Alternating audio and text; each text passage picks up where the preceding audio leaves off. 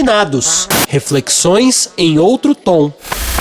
Seres planetários, está no ar o podcast Desafinados, reflexões em outro tom. Um programa que, além de ouvir nos principais tocadores, você pode seguir nas redes sociais como @desafinadospod. Aliás, fica aqui o nosso pedido.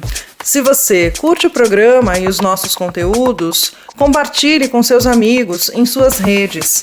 Assim, você nos ajuda a continuar esse projeto e estas conversas tão necessárias para nós que acreditamos que existem alternativas para um mundo em transformação. Nessa missão estão comigo Márcia Fraguas. Olá. E Ivan Silva. Oi. Eu sou Nancy Silva e hoje nós vamos falar sobre delicadeza. Podemos dizer que delicado é aquilo que não foi assombrado pela brutalidade do nosso tempo. Este que virou tantas coisas, menos a mais importante delas. A vida que nos é dada nas singelas pausas e nos encontros. O cuidado em olhar o tempo agindo sobre as nossas humanidades. A busca por pequenas linhas de chegada e satisfação plena consigo e com o outro. Hoje, nos demos a missão de respirar juntos por 1 hora de conversa com a artista Sandra Cinto, que tem no seu fazer meditativo a aceitação do erro antes do acerto, a percepção da forma no detalhe, a paciência versus a escala de um trabalho que segue na contramão do mundo. O poder está nas ligações minuciosas e nas relações que estabelece entre o eu, o outro e sua obra. Sobre seu trabalho, o curador Paulo Reckenhorf diz que o desenho está e não está no lugar fixo. É tão sutil, tão delicado, que junta as partes que estão soltas, por estarmos falando de uma artista que acredita na potência da delicadeza. Para nós, a Sandra rompe a casca da brutalidade, essa que vestimos para aguentar a dureza dos nossos dias. Mas será que o que devemos fazer por nós e por todos é recuperar o tempo de olhar com afetividade tudo o que nos é dado? Aqui no Desafinados, a gente estava precisando dessa conversa. Espero que você também aproveite. Sandra, conta, quem é você, o que você faz, do que você vive, como você se alimenta? Boa noite, Nancy, Ivan, Márcia. Obrigada pelo convite para participar dessa conversa. Estou muito honrada com esse convite. Parabéns pelo trabalho muito lindo que vocês fazem. Bom, o meu nome é Sandra Cinto. Eu nasci em Santo André, vivo e trabalho em São Paulo, tenho 52 anos, sou artista visual e professora. E tenho um trabalho com um grupo de estudos no meu ateliê, junto com o meu marido, que também é artista, Albano Afonso.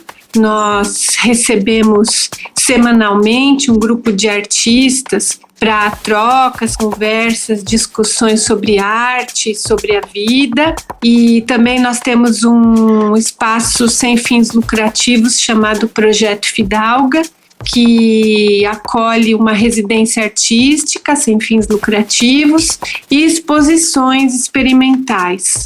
E agora, durante a pandemia, a gente está com as atividades suspensas, né? Seguindo a organização, as diretrizes, né, dos cientistas e da Organização Mundial da Saúde, mas esperamos quando a gente tiver uma vacina e todos puderem voltar às atividades, nossas atividades retomem com força total. Sandra, é uma alegria muito grande te receber aqui. Você que é uma artista que tem um sobrenome que por homofonia lembra o verbo sentir, né? Eu queria te fazer uma pergunta bem direta. Dessa vez a gente não vai fazer a provocação de abertura. Eu queria saber para você o que é delicadeza. E queria emendar uma outra pergunta nisso. Você acha que delicadeza tem a ver com um certo estado de disponibilidade? Ah, que legal, Márcia. Um prazer estar aqui com você novamente. Nós já trabalhamos juntas no projeto da Biblioteca do Amor. E Pergunta difícil. Eu acho que a delicadeza, ela tem muitas leituras possíveis, assim, né? Ela tá em várias coisas. Por exemplo, no meu desenho, todo mundo fala muito da delicadeza do meu traço, do meu desenho. Mas eu acho que, por exemplo, hoje, no atual momento que o planeta vive, a palavra delicadeza, ela tem um sentido muito grande. E eu acho que tem uma potência muito grande, né? Porque acho que a delicadeza hoje passa pelo cuidar, pensado muito na palavra cuidar, e a delicadeza do cuidar do outro ou da natureza é algo que a cidade, principalmente as grandes cidades como São Paulo, Nova York, Londres, Rio de Janeiro, cidades, Belo Horizonte, que tem uma vida urbana muito forte, muito trânsito, muito concreto, todo mundo tendo que trabalhar, tempo é dinheiro, correndo para cá e para lá, às vezes a gente acaba passando por cima da delicadeza de olhar para o seu vizinho e dar um sorriso, falar bom dia, a delicadeza de perguntar se a pessoa está precisando de alguma coisa, especialmente agora, né? Perceber se tem um idoso que mora sozinho, que esteja precisando que a gente faça uma compra de supermercado, farmácia, um apoio emocional, inclusive. Os idosos, eu acho que são os que estão sendo mais abalados com a pandemia, né?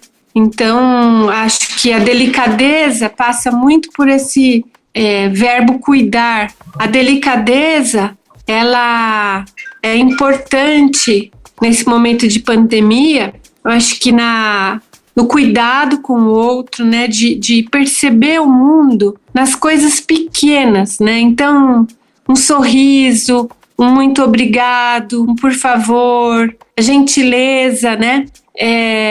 A delicadeza, quando a gente começa a observar a delicadeza das flores, por exemplo, da natureza, né, dos pássaros, como a gente pode trazer isso para a nossa vida, né? A delicadeza de preparar um prato gostoso e oferecer para alguém, a delicadeza de dar um telefonema para um amigo, saber se ele está bem. Acho que a delicadeza, eu penso a delicadeza como uma forma de olhar para o mundo com cuidado. Não sei se eu estou pensando certo, mas acho que é um cuidado, mesmo quando a gente desenha. O desenho, você só pode fazer um desenho delicado se você tiver uma mão suave, segurar o lápis ou o papel ou o pincel com movimentos delicados. Então, a delicadeza, ela exige uma atenção, ela exige uma percepção que eu acho que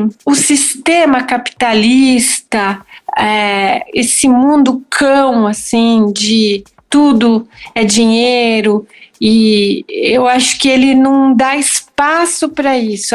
A delicadeza atrapalha outro lado da humanidade. Então, a delicadeza, ela é uma forma de resistência, no sentido que a força que uma linha fina, que um fio de cabelo tem, a força que um sorriso tem, a força que um gesto de carinho tem, eu acho que é a única força que pode combater essa brutalidade que a gente está vivendo nos tempos de hoje. Eu acho que essas pessoas que estão em cargos assim de governo, que extremamente preconceituosas, que não têm empatia, que gostam de armas, que são homofóbicos, enfim. Todo mundo sabe de quem eu estou falando, né?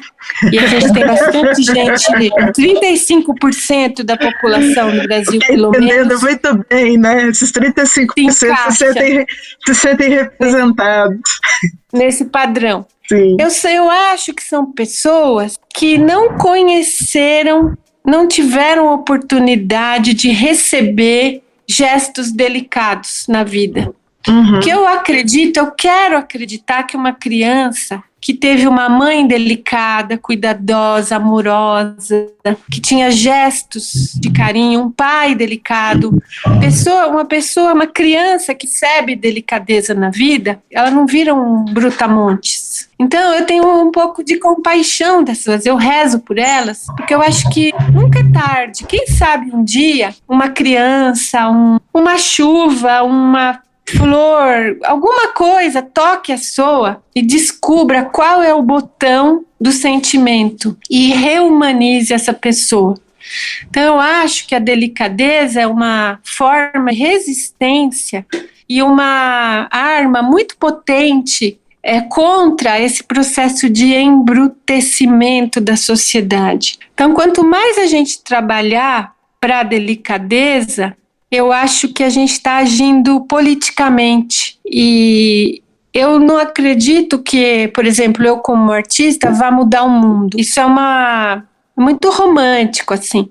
Mas eu posso transformar o meu vizinho, eu posso transformar uma pessoa que está sentada do meu lado no ônibus, eu posso transformar um parente, eu acho que a gente tem que acreditar nas pequenas mudanças, e isso vai se desencadeando numa grande mudança. Então a delicadeza, para você ter uma ideia, na minha rua, mudou uma pessoa, e ela está fazendo uma reforma, e todo o entulho da reforma ela está jogando na calçada da rua onde ela vai morar. Uhum. Essa pessoa não percebeu que a rua dela e a calçada é a extensão da casa dela. Por isso que eu te perguntei da disponibilidade, né? Porque uma pessoa que faz isso, ela não está disponível para olhar o próprio entorno e perceber que ela está jogando lixo na própria casa e que o desrespeito que ela tem é com ela e com o outro, né? Exatamente. Aí eu passei lá o primeiro dia, fiquei incomodada, falei, puxa vida, né? Mas vamos ver.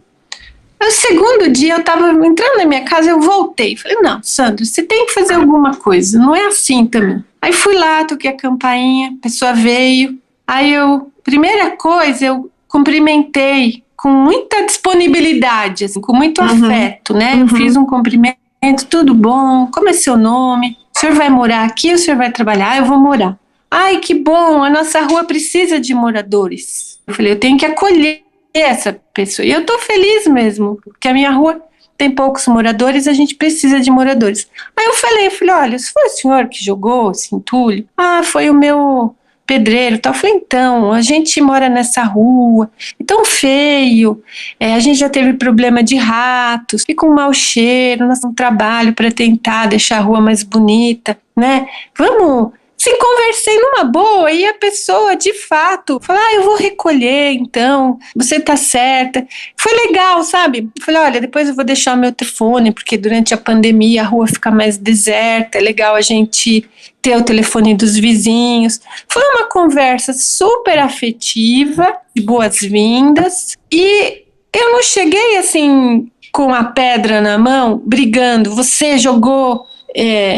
lixo na nossa rua, não pode... Não. Eu tentei entrar pelo afeto, porque eu acho que aí você derruba qualquer possibilidade de briga, de agressão, se você tratar bem uma pessoa, eu acho que ela ela vai sentir, eu acho que o ser humano, ele é feito para ser bom, assim, né? Quando você trata o outro com delicadeza, a resposta... Eu acho que a maioria das vezes tende a ser uma resposta delicada, né?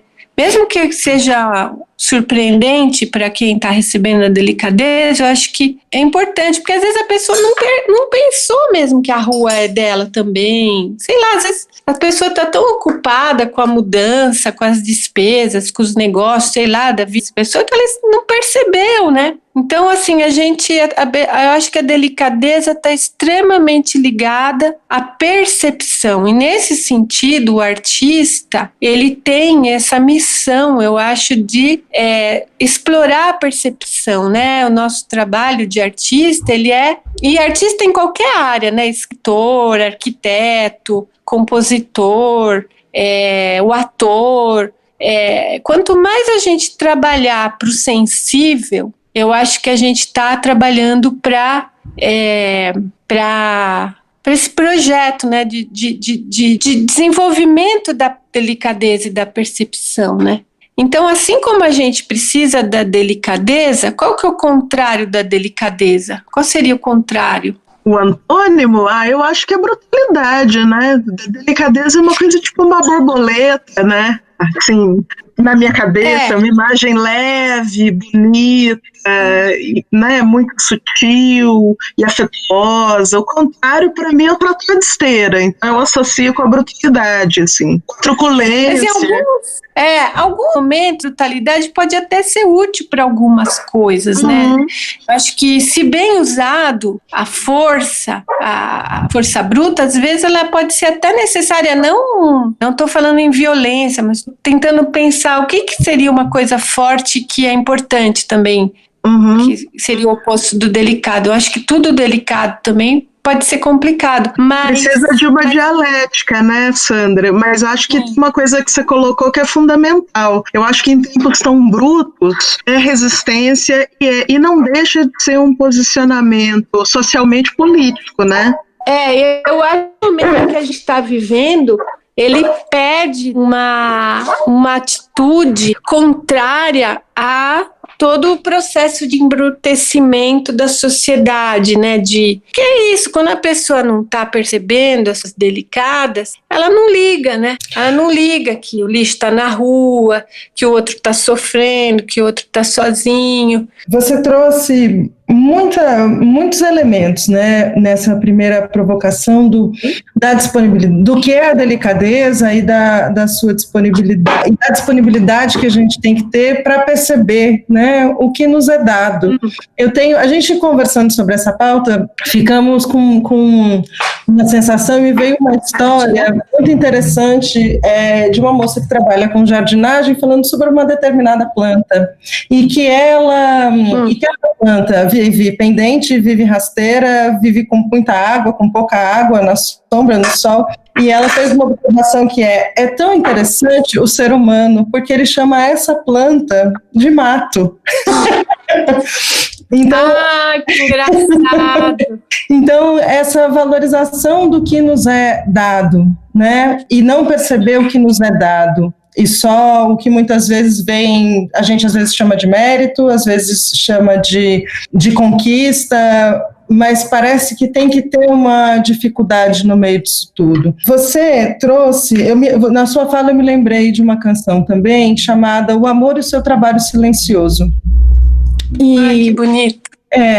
Então, onde calar, onde não calar, o que fazer, onde o outro começa e a gente termina, e qual você acha que é o antídoto para essa brutalidade de ter deixado de perceber o outro e o que nos é dado? Ai, meu Deus, pergunta difícil. Hoje a gente está existencial, é por isso que assim, tinha que ser você. Só tinha que ser você. Eu acho que a educação pode ser um lugar muito importante, assim, porque eu acho que a escola, pensando lá na escola, nos primeiros anos, como é que fala? Pré-escola, né? Eu acho que esse lugar é muito importante de começar esse trabalho. Eu acho que educação, a gente deve falar assim sobre essas coisas na escola. Eu não acredito que a gente fala, isso os pais. Não, eu acho que os pais, óbvio, criança tem um núcleo familiar afetivo, isso vai ser muito meio caminho andado, mas quando a criança não tem, e especialmente nas classes mais baixas, muitas vezes a criança, por própria dificuldade que a família sofre, desemprego, tanta coisa, tanto problema, né, social, que às vezes a criança vai para a escola com esse peso, né? Às vezes a criança vai para a escola para comer, não tem comida em casa, a merenda é a única refeição que essa criança vai, né? Os pais trabalham, estão cheios de problemas, ou às vezes eles são criados pelos avós, porque os pais estão trabalhando, tem tanto problema. Então, eu acho que a escola ela tem que ser um lugar de aprendizado, mas pelo afeto. Paulo Freire é um grande mestre, né? Não existe educação sem amor. Ele fala isso, e eu acredito piamente, assim. Uma escola, ela tem que ser o sol, ela tem que ser amorosa. Escola que trate todos os pais, professores com igualdade, a começar. Todos nós somos iguais, né? A gente tem falado muito do movimento antirracista. Isso tem que começar na escola, né? Nos livros didáticos, nas brincadeiras, nas historinhas, brincadeiras de inclusão, brinquedos que incluem bonequinhas de todas as cores, bonequinhas de todas as religiões, de todas as japonesinha, muçulmano, negro, com deficiência motora. Tem uma loja aqui do lado do meu ateliê, chama Preta Pretinha, e a mulher é uma pioneira, porque ela faz umas bonequinhas incríveis, tem até bonequinha que é cadeirante, bonequinha cega. As fábricas têm que começar a produzir esses brinquedos, não pode ser só uma coisa, um movimento de uma pessoa só, artesanal. É lindo o que ela faz, mas é muito solitário. Queria ver essas fábricas grandes de brinquedos colocando esses brinquedos na prateleira, né? No brincar, outra coisa. Eu vejo as crianças estão cheias de atividades, né? Aula de inglês, aula de computador, aula de judô, aula de não sei o quê, não sei o quê, não sei o quê, e não tem tempo para brincar. A criança tem que brincar. Brincar por si só já é um super também trabalho de inclusão, de resolução de problemas, de criatividade. E aí eu acho que, né, um projeto de educação começa na base, lá com a criança de 4 anos de idade, e que continua, né, na escola, no ensino fundamental, e que vai dar na universidade, né? Eu sou super a favor das cotas para os alunos negros, e eu acho que tem que ter isso, porque a gente tem anos e anos de desigualdade e precisa mudar isso, e só com a política de cotas a gente começou a perceber. Eu dei aula 10 anos numa faculdade, vi 2 alunos negros. Um era filho da faxineira, que tinha bolsa, não conseguiu concluir o curso porque teve uma DP e perdeu a bolsa. E tive uma aluna negra que foi bolsista, em 10 anos. Então, isso não está certo. Então, acho que o amor e a delicadeza passa por essas questões. Então, eu acho que educação é importante. E um trabalho de arquitetura e urbanismo, acho que pensar a cidade de uma maneira mais humana também. Como é que a cidade, como é que a gente está pensando? Eu tenho pensado muito nisso na arquitetura. Quando o nosso projeto reabrir, eu quero organizar uma exposição de jovens arquitetos que pensando habitação popular, praças e parques, espaços de inclusão, espaços de convivência, porque eu acho que isso também é um jeito muito delicado de pensar como a gente pode resolver questões profundas, assim. Então, você pensar a habitação social de uma maneira delicada, se importar quantas pessoas moram naquela casa, como aquela família gostaria que a casa do sonho dela fosse. Não é você chegar a impor um modelo de habitação que alguém pensou sem considerar as condições climáticas, a cultura local, sem ouvir as pessoas que vão morar na casa. Porque quando você contrata um arquiteto e você paga um projeto, ele vai te ouvir. Por que uma pessoa que vai ter uma habitação popular não pode ser ouvida pelo arquiteto que vai fazer sua casa, né? Então são questões muito profundas, e a delicadeza de ouvir. Agora está me correndo uma outra coisa seríssima, que eu acho que a gente não está ouvindo, né? É muito delicado, a gente ouve, né? Todo mundo tem coisas a dizer, mas ninguém quer ouvir. Ouvir o que o outro quer como escola, ouvir o que o outro quer como casa,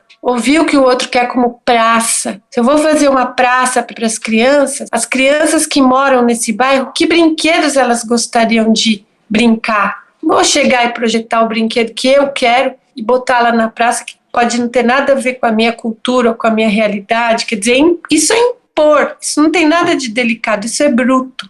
Essa pandemia eu tenho assistido muitos documentários sobre arquitetura, sobre urbanismo.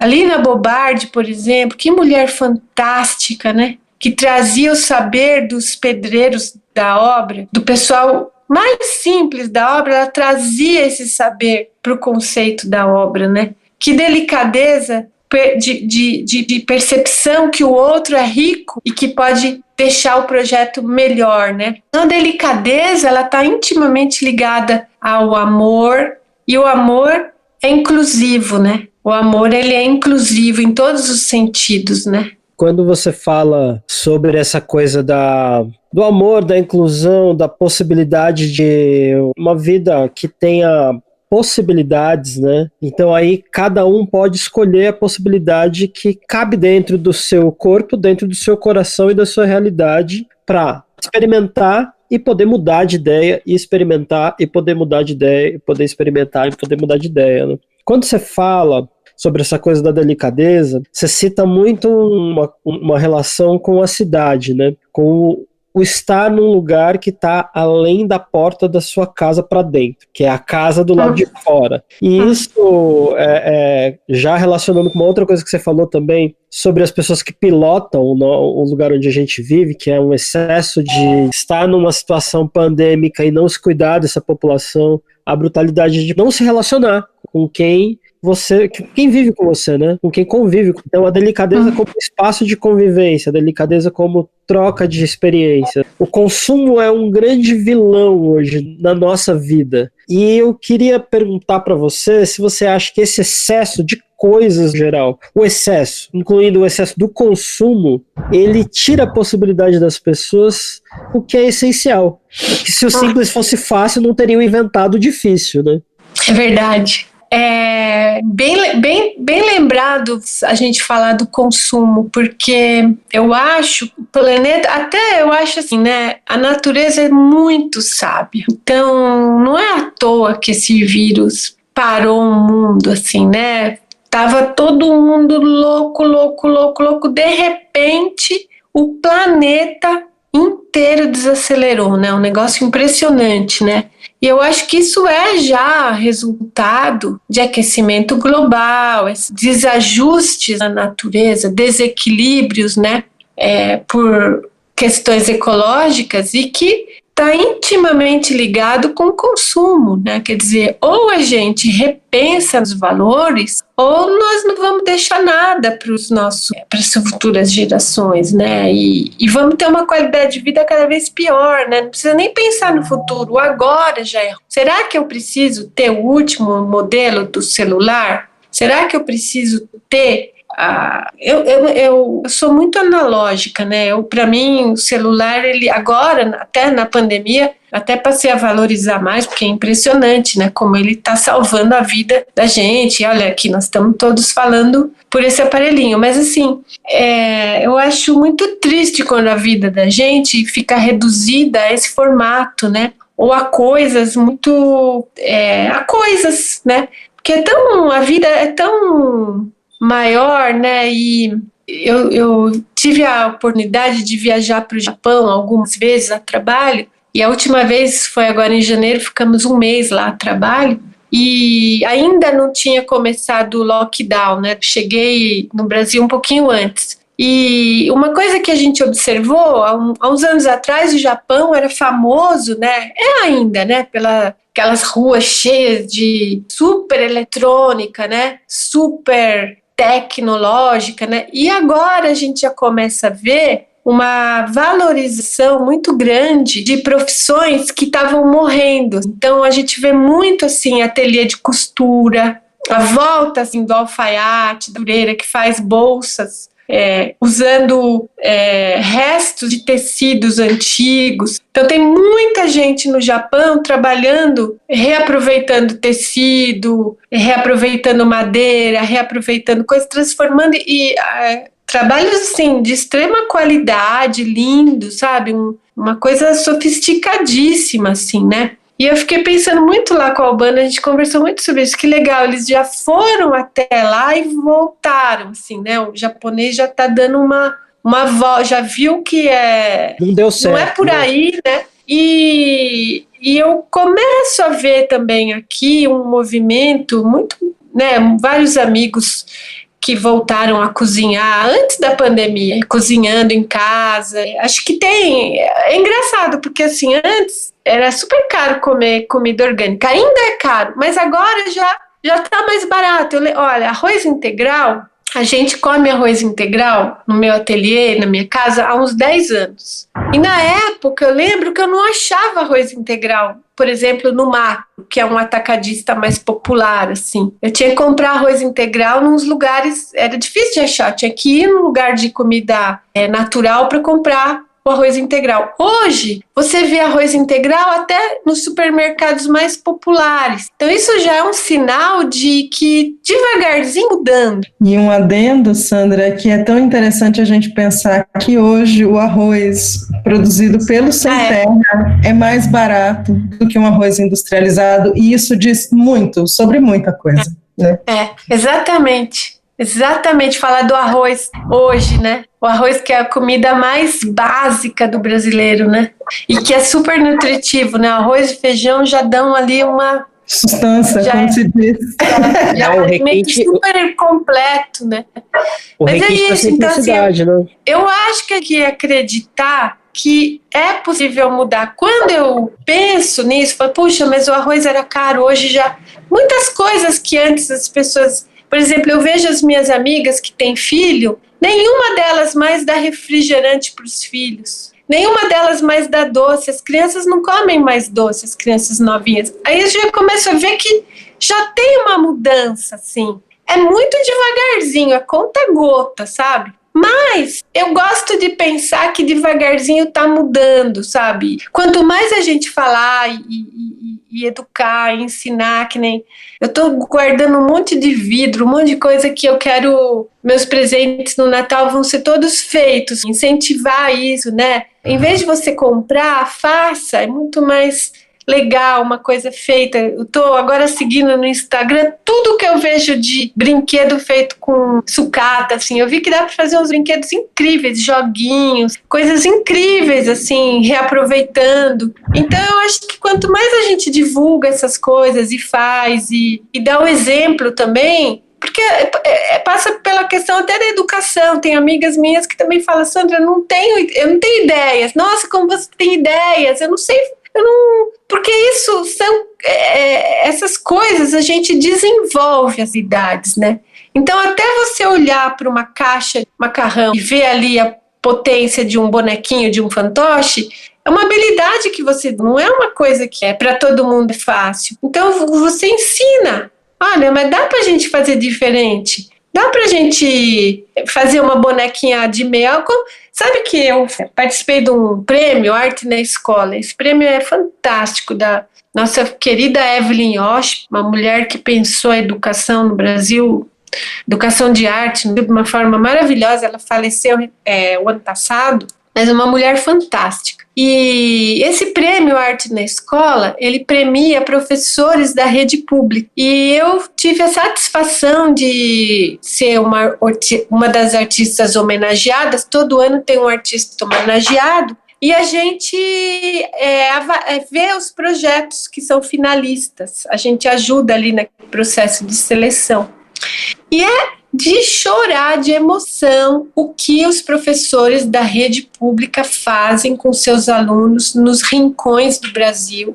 Eu vi assim, eu fiquei encantada. Tinha uma professora na periferia aqui de São Paulo que fez um trabalho de trazer os avós para a escola, para os avós ensinarem as crianças a fazerem os bonequinhos que os avós faziam na época que não tinha fábrica de brinquedo, fazer na escola com os netos e contar história para os netos. Essa aproximação dessa altura, né, do avô, que é nordestino, e veio de longe, que traz idade e passa para o neto. Foi um trabalho tão lindo, eu fiquei muito feliz que a professora foi uma das premiadas, sabe? Então, eu acho que a gente tem que trabalhar essa coisa também de incentivar o não consumo. Não é porque você não vai consumir que você não vai dar um presente, que você não vai brincar, não vai ter uma coisa nova, diferente, né? E eu acho que tem uma filosofia por isso, né? Quando você pega uma coisa que está quebrada, ou que está velha, ou que já teve um uso e dá um novo uso, é muito legal, né? Pensar, né? Como a gente pode também fazer isso com a gente, né? Internamente, assim, renovar pensamentos, atitudes, padrões de comportamento, né? Nos reinventar, né?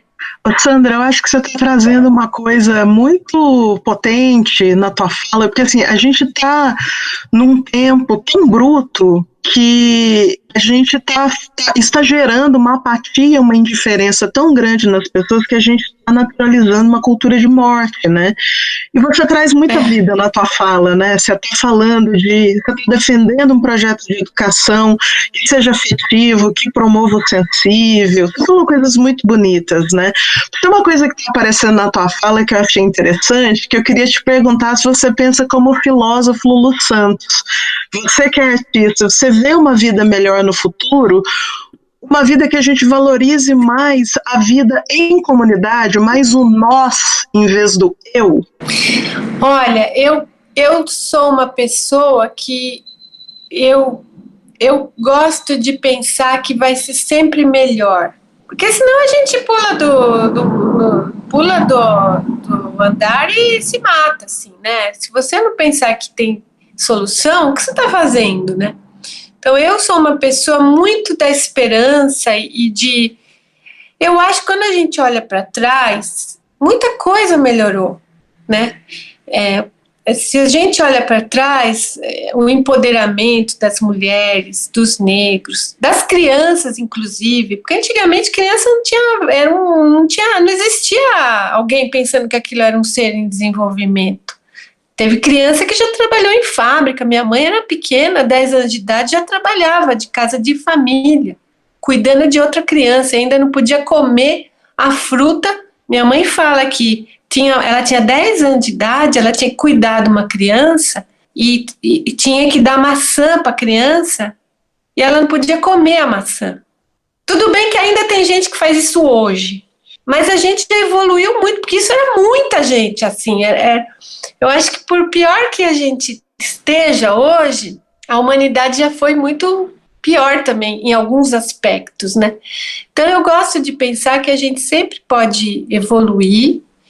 E eu acho que tem um movimento também, quanto mais tem gente falando em coisas ruins, assim, destruição, racismo, essa brutalidade, também tem gente fazendo o outro lado, olha nós aqui.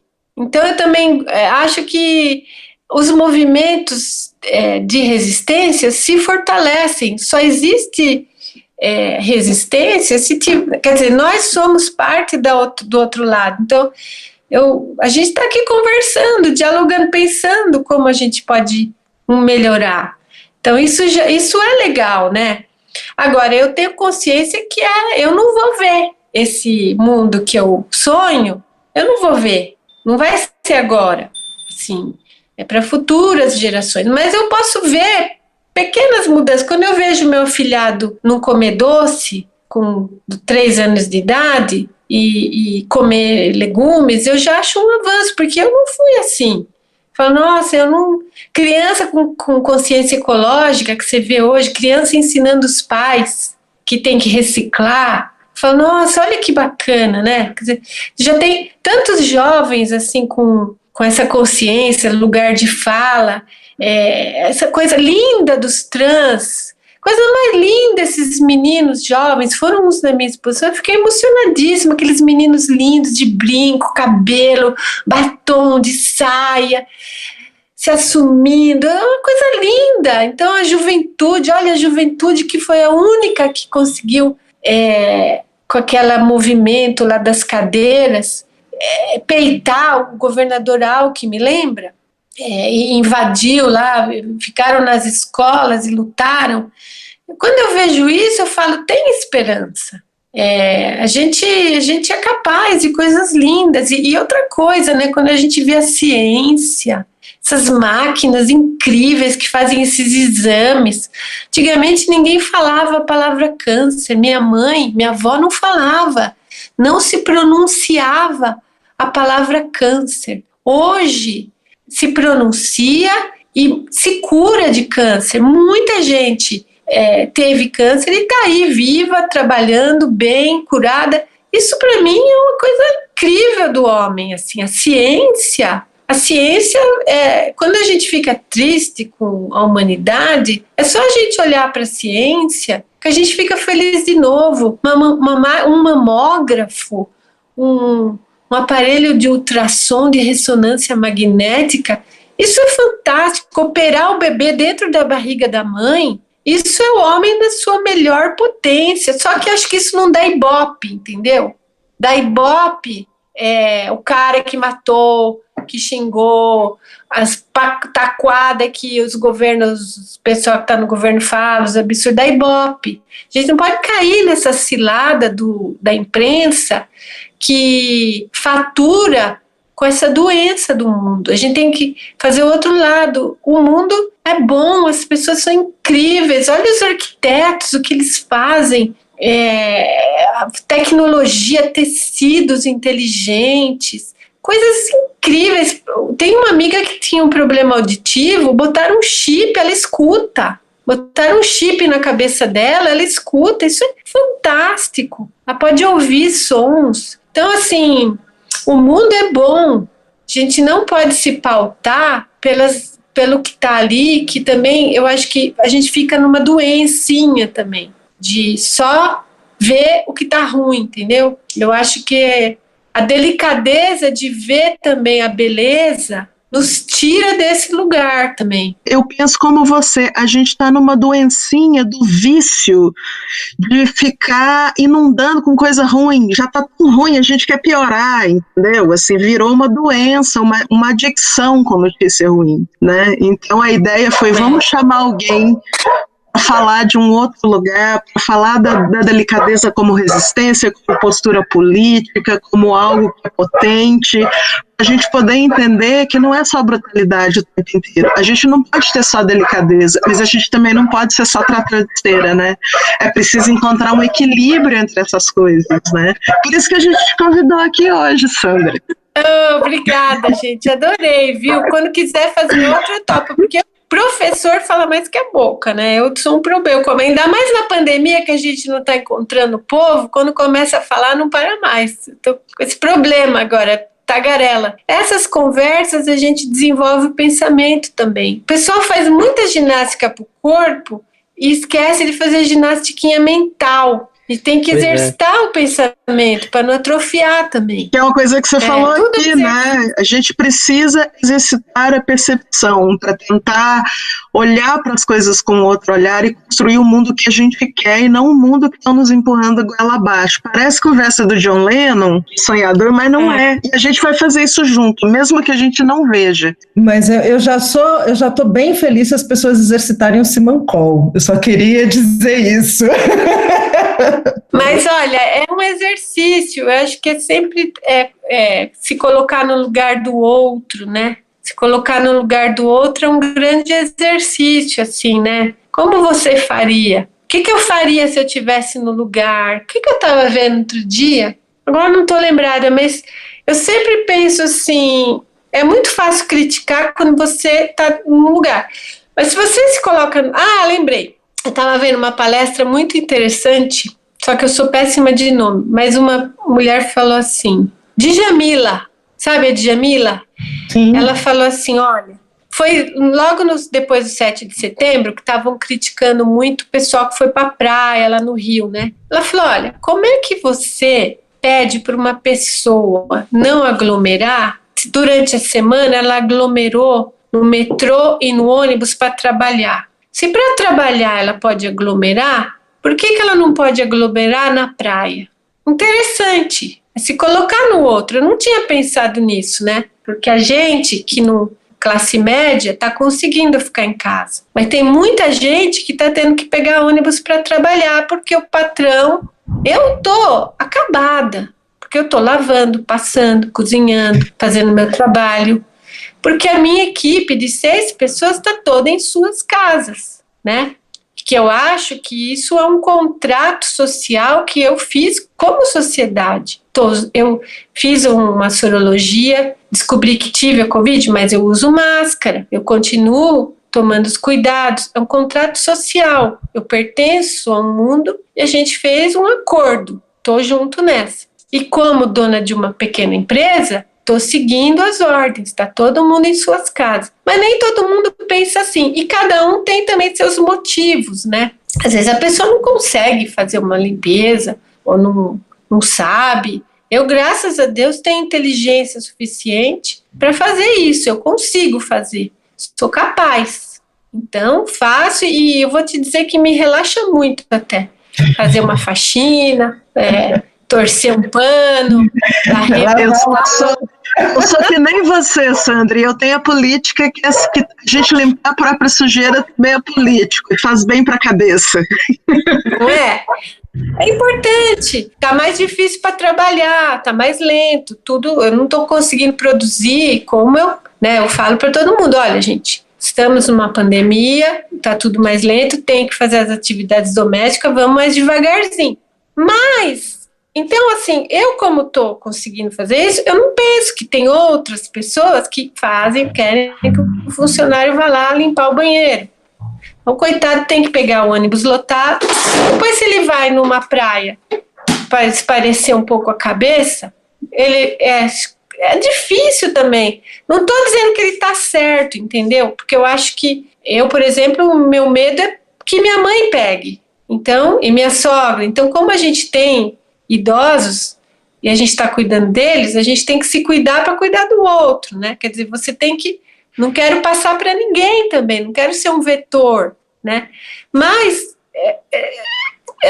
a gente tem que se colocar no lugar do outro, né? Entender também queria entender por que o outro está fazendo. Às vezes uma amiga minha falou, mas você tem um quintal, nem todo mundo tem um quintal para ficar ao ar livre. Coloque-se no lugar de uma pessoa que mora numa kitnet ou que mora numa casa com 6, 7 pessoas. É difícil, a gente tem que...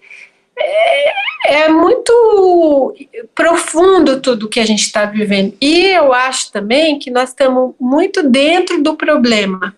Então, qualquer opinião que eu dê, qualquer coisa que eu fale agora, é muito difícil a gente falar quando a gente está dentro da coisa. Quando a gente tiver um distanciamento histórico, quando todo mundo tiver vacinado e tiver passado um pouquinho de tempo, nós vamos conseguir entender melhor esses comportamentos, né? Por que um aglomerou? Por que o outro se recusou a usar máscara? Por que um nega a ciência? Por que um é contra a vacina? São questões tão profundas assim. Por que para a gente é tão claro a importância da ciência e para outro não é, né? São questões profundas, assim, que a gente vai ter que pensar junto, mas agora a gente está tão imbuído do problema que é difícil você falar qualquer coisa, e é uma doença que cada dia as verdades são derrubadas, né? É difícil. É interessante, é um momento muito interessante, e eu acho legal a gente estar vivendo junto esse momento, porque isso vai nos unir para todo sempre, né? Se Deus quiser, vamos ficar velhinhos e falar, lembra que a gente fez um podcast lá durante a pandemia, né? Então, assim, eu acho que, não é? A gente vamos passar por isso juntos, vamos ficar melhores, nos fortalecer, ajudar o outro, como a gente pode, nos ajudarmos também, porque também tem isso, né? Você tem que estar bem emocionalmente para poder ajudar o outro, né? Essa questão da culta e a questão da dificuldade do distanciamento histórico, de tudo que a gente tem que viver, são reflexo da coisa que você comentou da escuta, né? A partir desse acolhimento, construir algo melhor, mais justo, mais nutritivo, menos bruto e mais humano, né? Porque a brutalidade, em certa medida, ela precisa existir, mas dentro dessa balança ela não pode estar por cima, ela tem que estar numa proporção muito menor, senão a gente deixa de ter a nossa maior qualidade, que é ser humano, né? A gente está muito feliz de te receber aqui. Foi uma conversa muito legal,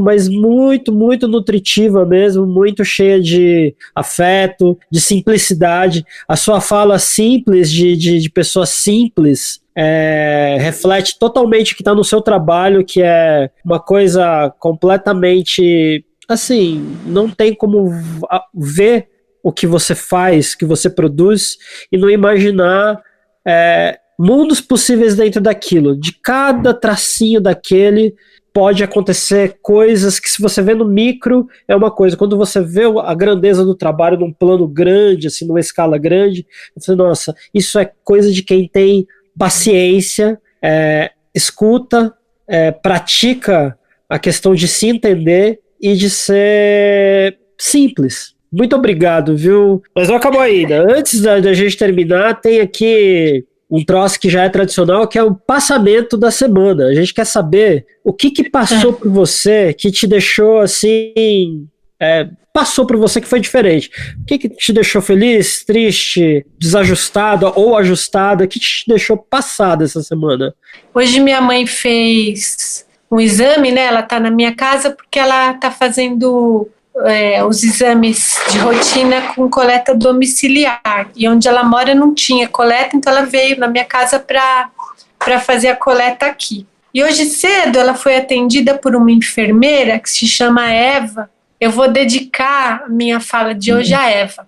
Ela é enfermeira há 30 anos, já é aposentada, mas ela falou que ama o que ela faz. Ela tirou o sangue da minha mãe, tirou uns 6 frasquinhos, como se ela estivesse assim, brincando, né? E ela falou que a primeira vez que ela teve que usar uma agulha, 30 anos atrás, foi num bebezinho, que ela nunca se esquece dessa imagem. Imagine uma jovem enfermeira ter que espetar um bebezinho, né? E ela é uma mulher incrível e que eu tive o prazer de conhecê-la. Eu falei, nossa, Eva, eu queria muito te dar um abraço, mas hoje não vou poder. Você vai ter que voltar aqui na minha casa para a gente se abraçar. E foi muito marcante esse encontro hoje cedo, sabe? Conhecer pessoas assim que... Ela mora longe, ela mora em Diadema, mas pega 2 conduções para trabalhar, porque ela ama o que ela faz, está na linha de frente, sendo que não precisava, já é aposentada.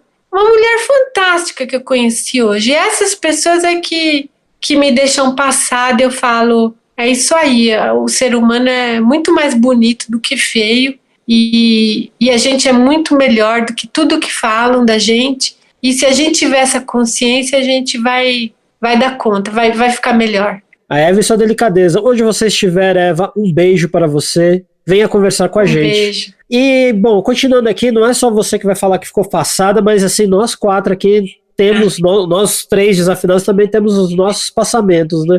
Nancy Silva, no pique, o que te deixou passada? Cara, essa semana eu não tenho religião, né? Então eu, de tempos em tempos, preciso ir para um lugar onde eu me sinta pequena, né? E normalmente esses lugares são de uma natureza tão grandiosa que a gente consegue encontrar o que existe dentro da gente, né? Eu estou num passamento muito grande com o que está acontecendo no Pantanal. O ano passado eu já fiquei desse jeito também com o que aconteceu com a Amazônia. E nesse programa a gente falou sobre apatia, né? Eu abri a torneira e só faço chorar porque eu acho que a gente, para celebrar a vida, precisa entender a morte. E quando a gente não entende que morre muito por dentro, quando uma coisa assim acontece, né, com um território tão sagrado mesmo, a gente não é mais capaz de celebrar a vida. Então, eu realmente espero que a gente consiga sair desse momento, assim, nascendo de novo, sabe? Bebê, quando nasce, consegue puxar o ar e chorar e respirar de novo. Então, esse foi meu passamento da semana e acho que essa conversa foi super essencial mesmo, porque ela existiu para ser um respiro, né, de tudo isso. E só agradecer a Sandra. E ao Ivan e a Márcia, né? Bom, também estamos aqui, né? É isso. Bom, depois desse passamento transcendente de Nancy Silva, Márcia Fraguas, conte para todos o que passou na sua vida brejeira. Na minha vida brejeira, o passamento foi ter conversado no episódio 19, que foi o episódio que foi ao ar antes desse, com a Luciene Santos e com a Priscila Monerá, que são duas militantes da questão da alimentação, né? A Luciene milita pelo afroveganismo, a Priscila mora num acampamento do MST, no Paraná, e são duas mulheres muito guerreiras e muito combativas e de uma doçura e uma delicadeza que é impossível você ouvi-las falando e não se sentir tocado por isso, né? E eu fico muito feliz que esse programa, você, Sandra, seja o programa que vai ao ar em seguida, porque você também é uma militante da delicadeza, né? Você também vive isso na sua vida como um posicionamento existencial, artístico, político e de resistência, né? Não é à toa que tem essa homofonia bonita no teu sobrenome, que para mim é sempre Sandra Cinto com S, embora seja com C.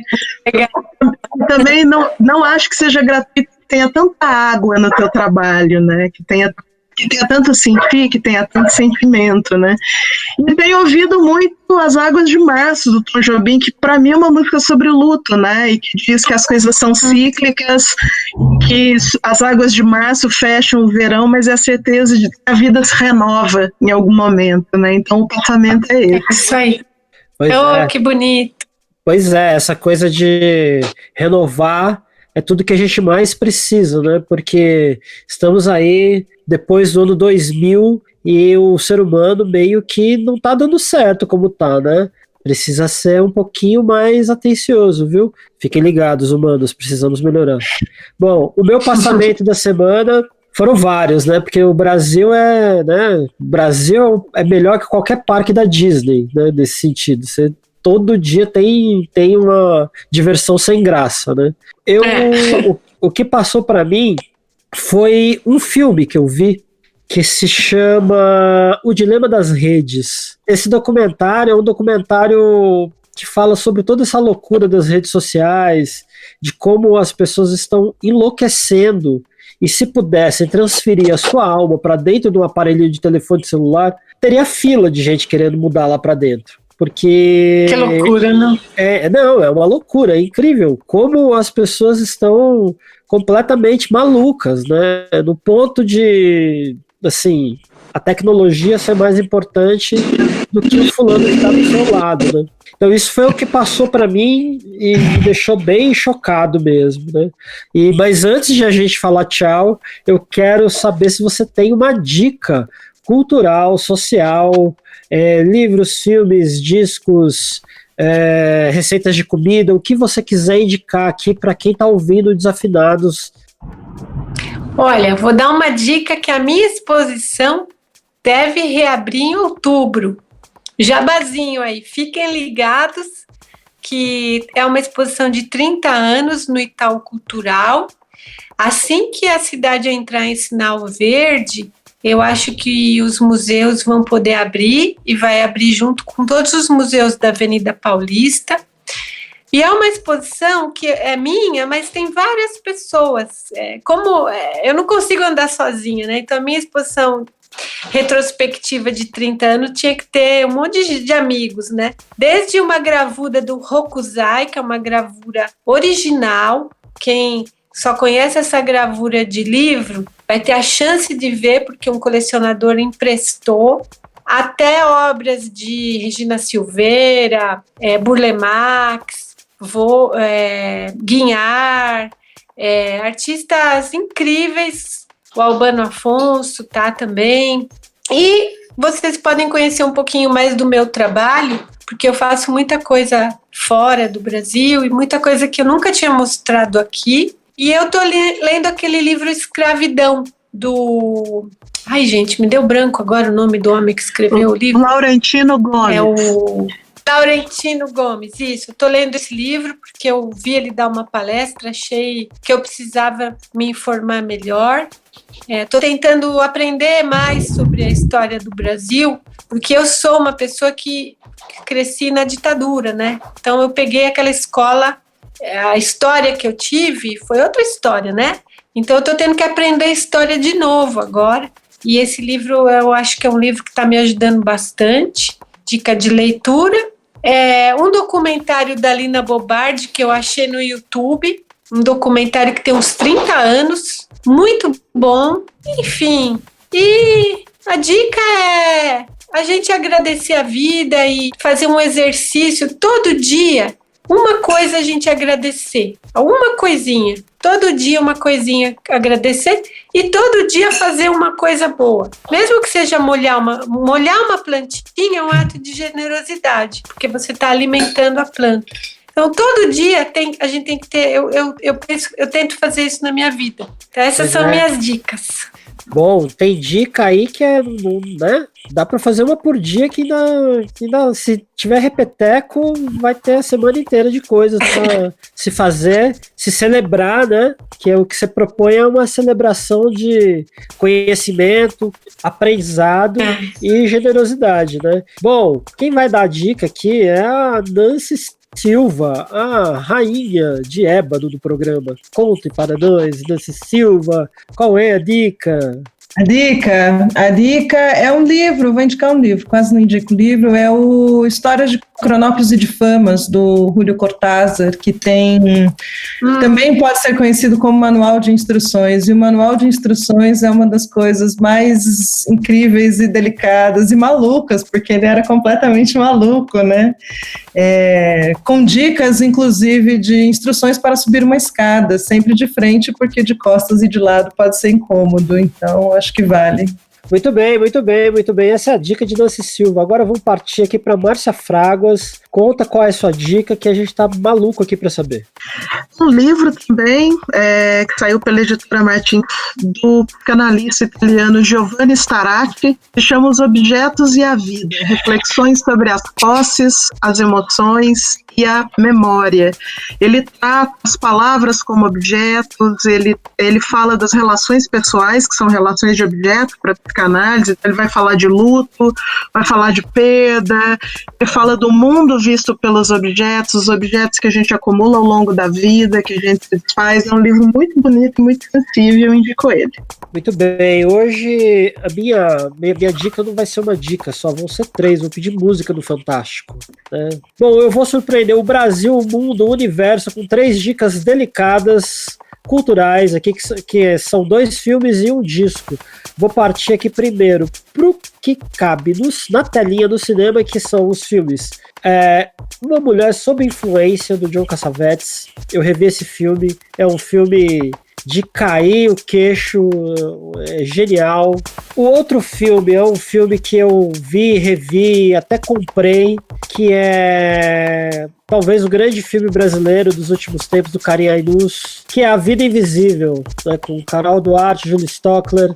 E para terminar aqui as dicas, é um disco da Luísa Sobral, chamado Rosa, o disco mais delicado de música que eu me lembro de ter ouvido nos últimos anos. É uma ode à delicadeza, à simplicidade e à música boa. Essas são as minhas dicas. Então temos os Desafinados? Rolou, faltou o abraço coletivo da Sandra que caiu no final, mas fazer aquele final fake, né? Então temos o Desafinado sobre delicadeza. Muito obrigada, Sandra, muito obrigada, Nancy, Márcia, é isso aí. Até a próxima, seu tempo acabou. Tchau. O Desafinados é um podcast feito em parceria com o Centro Cultural Mundo Pensante e a Rádio 9 Minutos. Sigam a gente no Instagram e no Twitter como @desafinadospod. E nós também temos um grupo no Facebook. Além disso, você pode nos encontrar nas redes sociais dos nossos parceiros. A gente quer muito saber o que você achou deste episódio. E se você tem dicas, sugestões, dúvidas, é só contatar a gente nas nossas redes ou aqui mesmo nos comentários do YouTube.